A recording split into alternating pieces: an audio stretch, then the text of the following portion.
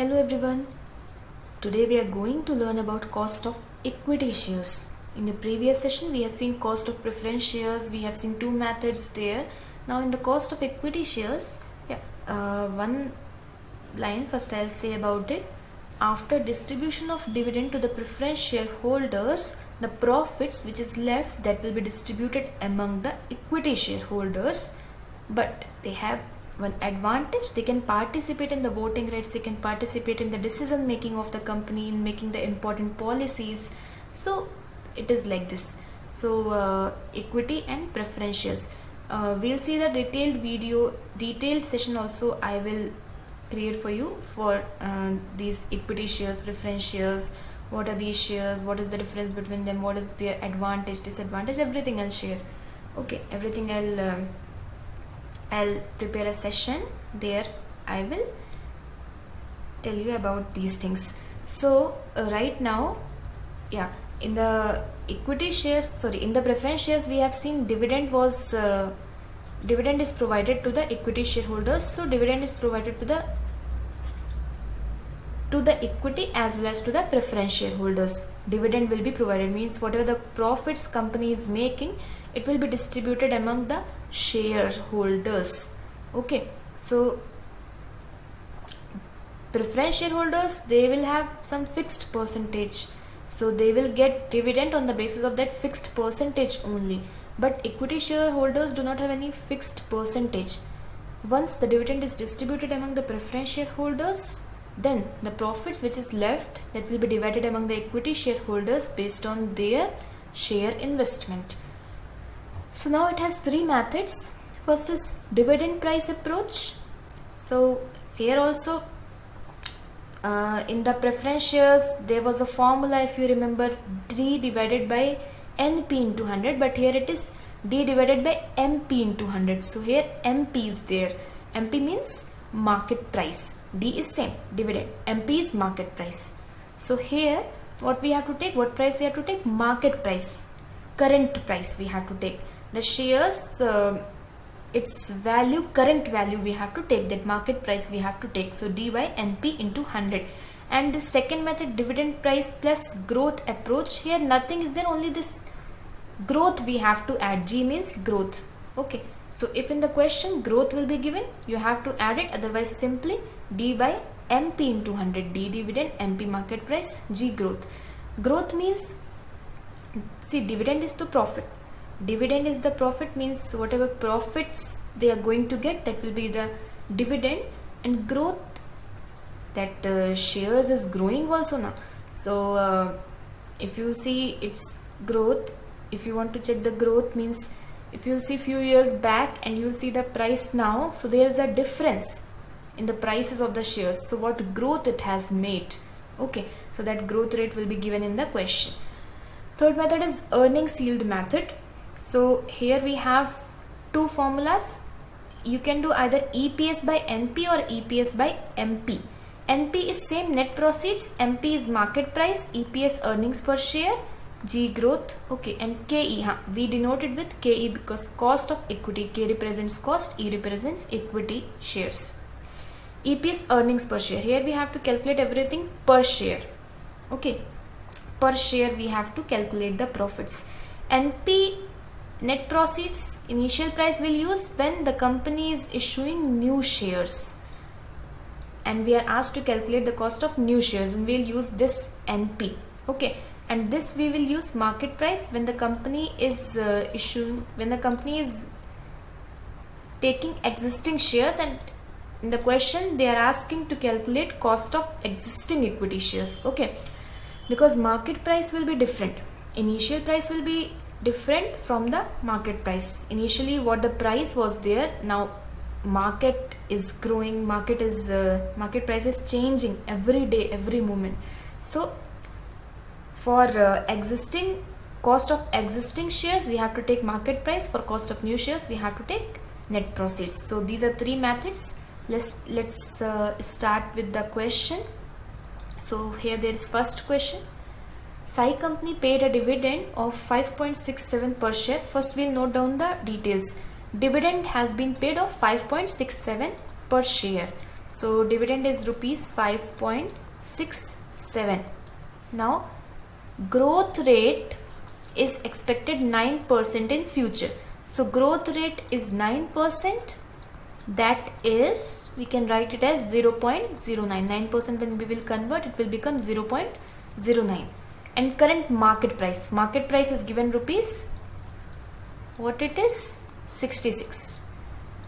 Okay, only these three information is given: dividend, growth, market price. Now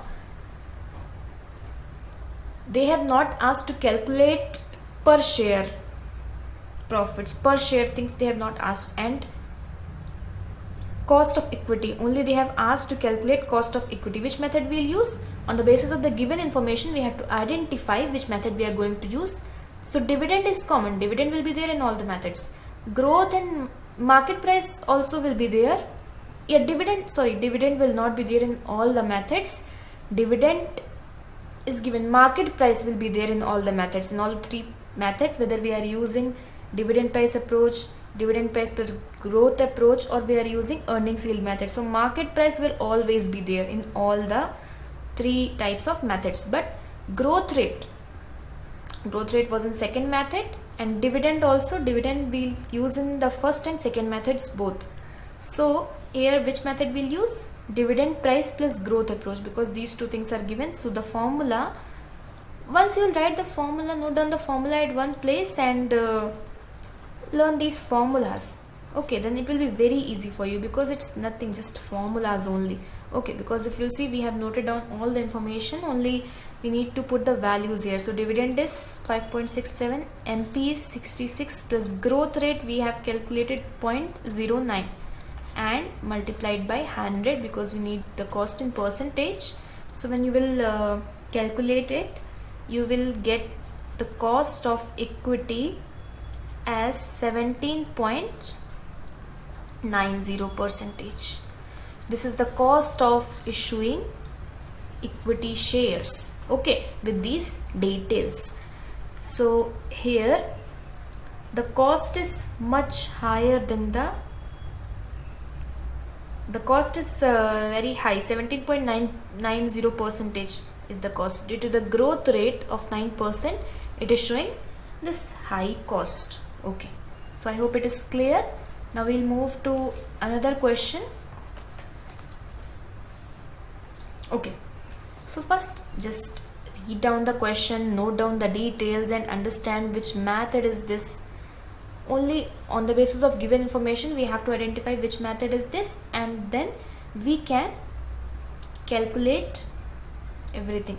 Okay, first once you identify the method, you will note down the formula, and on the basis of the formula you have to get the details what is given in the question, and then you can easily calculate it. So here X Limited wants to raise 30 lakhs rupees by issue of new equity shares. Okay, X Limited wants to raise this 30 lakh rupees by issue of new equity shares. So this 30 lakh is the net proceeds. Net proceeds is 30 lakh rupees. Note down the given information. Then other information is given as existing shares were 50,000, profit after tax 4 lakh, market value of existing shares 20 lakhs. So these three information is also given here. Okay, net proceeds we have got 30 lakh, existing equity shares, number of shares is given 50,000, and that is existing, not the new shares. Okay, because new equity shares they have not given number of shares, only they have told that 30 lakh is there. Company wants to raise 30 lakh with the issuance of new equity shares. So we'll take net proceeds 30 lakh. Existing equity shares number they have given 50,000 shares were issued previously. Profit is given 4 lakh. So profit is given, and then market value of market value is MP. So market value will always be there for existing shares. Okay, market value is there. Now they are asking compute cost of equity. First thing what they are asking, compute cost of equity capital. Okay, sorry, existing equity capital. This word you cannot skip, because here they are asking to compute existing equity capital. One by one we will solve it.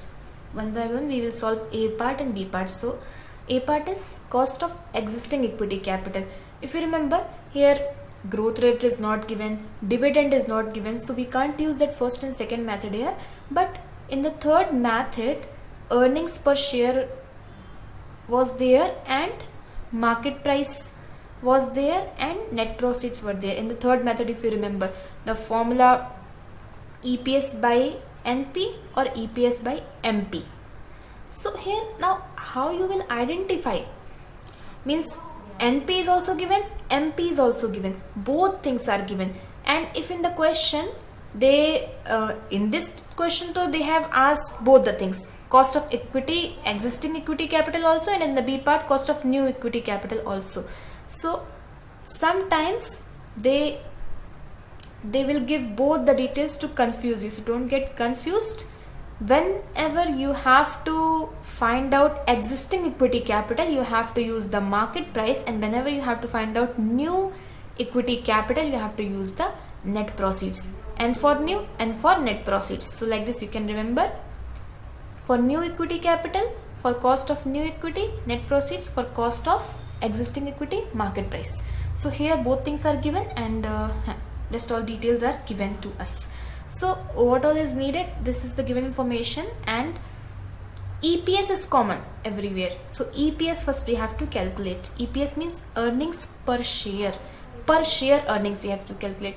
Earnings is rupees 4 lakh, profit is 4 lakh na.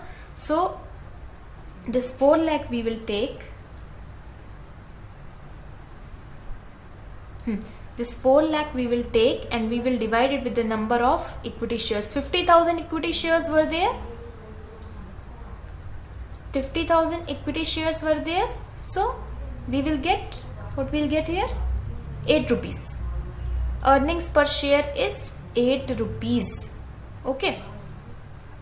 So we got earnings per share as 8 rupees. I hope it is clear, because total earnings were given, 4 lakh rupees were given, and we have to calculate earnings per share, what is required for our formula. So we'll calculate it like this. Then what else we need?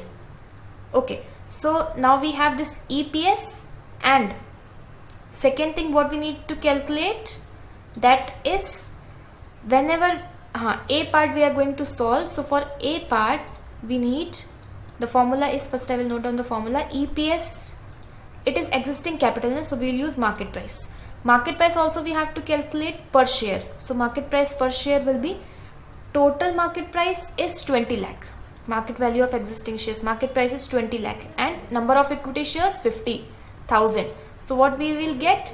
We will get the market price as rupees 40 rupees. So we got both the things.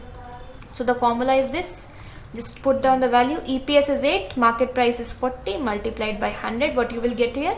You will get 20% cost of existing equity capital. I hope it is clear. Now second thing, new equity capital we have to find it out. So for new equity capital, B part, only there is slight change, that is in place of MP we have to use NP. So EPS is same, EPS is 8 rupees only, that we have already calculated here, but NP we have to see. So NP 30 lakh was there, but here what they have given, per share we have to take, that is total NP. So calculate the cost of new equity capital if the shares are issued at a price of 35 per share. They have already given the price, 35 per share is the NP, but flotation cost is 3 rupees. So flotation cost is always reduced from the